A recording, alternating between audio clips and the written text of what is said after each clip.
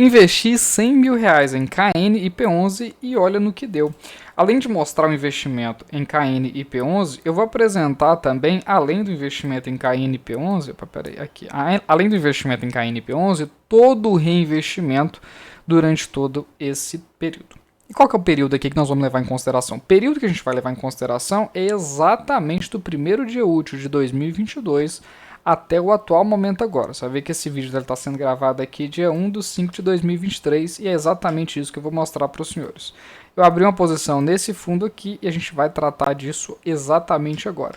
Antes da gente poder iniciar, vou pedir aqui o seu like e também a sua inscrição, que isso é muito importante para quem produz esse tipo de vídeo aqui, para ajudar a entregar para cada vez mais pessoas. Então vamos lá. Começando a falar do KNP11, ele é o maior fundo imobiliário listado na Bolsa de Valores. Ele tem sobre patrimônio de gestão aproximadamente entre 7,5 e 8,5 bi de patrimônio líquido, né? Isso configura ele já como o maior fundo imobiliário de muito longe da bolsa, porque a bolsa brasileira ela não tem grandes fundos imobiliários. Para você ter ideia, o maior tem 8,5 bi para o mercado brasileiro, né? Ainda há espaço para poder crescer mais. Aqui você consegue ver exatamente o patrimônio líquido do fundo, a cota patrimonial, que é, ou seja, pegar o patrimônio do fundo e dividir pela quantidade de cotas que a gente tem. A data como referência foi na quinta-feira. A taxa de administração, a taxa de performance é muito bacana, porque apesar desse fundo ter uma taxa de administração que está super em linha com o mercado, 1% não é nada muito caro, não é nada muito barato, tá tudo ok.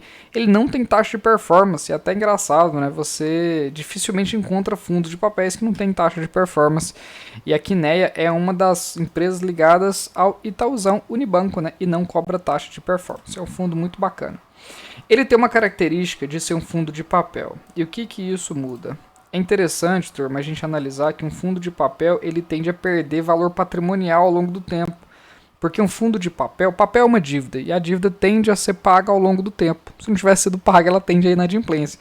Qual que é a questão? A questão é que você precisa reinvestir parte dos dividendos, né? Se você reinvestir 20% dos dividendos já é um valor super considerável para você não perder valor de compra por conta da inflação. Agora, esse cronograma que o Itaú faz aqui no site oficial do KNP é muito bom, mas muito bom mesmo. Se liga, pessoal, aqui basicamente explicando cada um deles, aqui é o valor da cota, aqui é o valor de patrimônio, aqui é o ágio ou deságio. Qual que é a diferença? Ele está simplesmente pegando a relação do valor de patrimônio pela relação do valor da cota. Ele está sendo negociado com deságio, e isso é muito bom. O yield, né? Ou seja, esse fundo no preço atual de R$ 91,13, ele está pagando um yield, né? Ou seja, ele está pagando IPCA mais 9,41 isento de imposto em renda.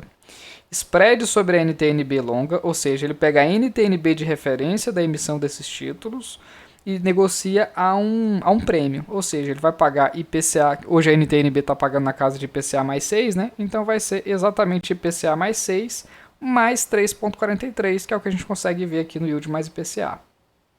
Desconta-se a taxa de administração, que é de 1%, e aqui está o spread da NTNB menos a taxa de inflação.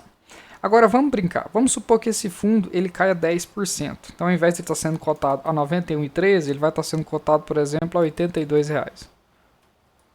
R$ 82,00. R$ 82,00 é um deságio de 16% do valor de patrimônio. Ele vai estar sendo negociado a quase 1% real ao ano. Se a gente for pegar líquido, né, IPCA mais 10,54. Para a carteira de crédito desse fundo é realmente muito bom. Então eu estou comprando esse fundo, vale a pena falar que não é nem uma recomendação nem de compra nem de venda. Eu estou comprando esse fundo até ali na casa dos R$ 96, R$ 97 reais, que ele costuma negociar uma taxa muito bacana, né, que eu gosto de pagar. Até IPCA mais 7, isento de imposto de renda. Dificilmente você vai ver isso na história, viu, turma? Um fundo imobiliário nessa qualidade, pagando ali na casa de IPCA mais 7, isento de imposto de renda. Aqui é o volume de negociação, não vou entrar em detalhes. Agora eu vou apresentar exatamente o resultado que a gente teve, reinvestindo todas as cotas, o valor aqui do fundo imobiliário. Então já de cara a gente consegue perceber o que? Foi investido na casa de R$ 100.000, R$ 101.000, R$ 99.000, mais ou menos essa faixa. E agora, o valor que a gente acumulou, isso aqui são números reais, tá, turma? O valor que a gente acumulou foi de R$ 111.000, porque durante todo esse período a gente veio reinvestindo todos os dividendos.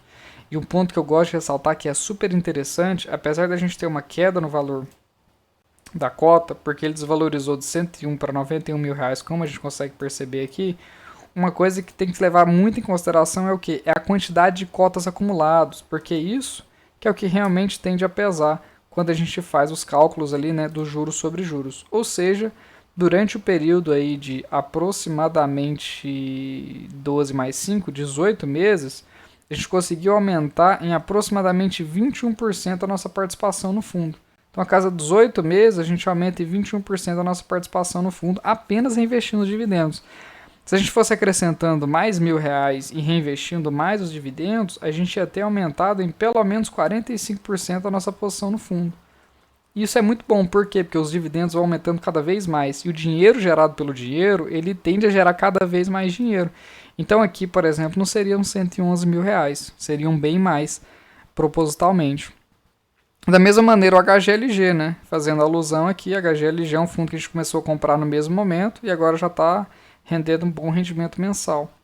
E isso é muito bacana. Se a gente fosse pegar, por exemplo, o yield on cost, né, que é o valor que eu paguei, o aluguel do dinheiro do valor que eu paguei nesse título. Então vamos lá, a gente pagou R$ 100 mil. Opa, tem que fazer o contrário. Esse fundo ele paga mais ou menos R$ 1,01 por cota.